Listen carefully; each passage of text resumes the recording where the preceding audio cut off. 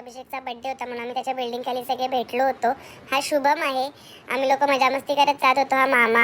आम्ही त्याच्या घरी गेल्यानंतर पण गाणी वगैरे म्हणत होतो, चोरीचा मामला वगैरे. अभिषेकला वगैरे विश केलं.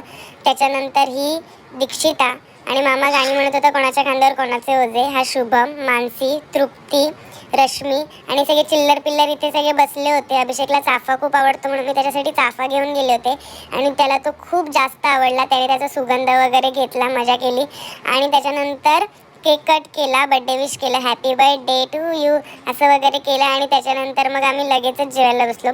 जेवताना एक छोटी बाबू होती जी जेवतच नव्हती. मग मी तिला असं असं डान्स करून दाखवला, ती जसा करते तसा, आणि मग ती जेवायला लागली. आणि मग त्याच्यानंतर आम्ही लोक, मामाची फालतूगिरी चाललेली. मामा मोठा व्लॉगर आहे असं त्याला दाखवायचं होतं की आम्ही खातोय बघा, इकडे ही बसली आहे, तिकडे तो बसलाय, असं सगळं बोलत होता. आणि मोठा व्लॉगर लोक जसं करतात तसं त्याचा प्रयत्न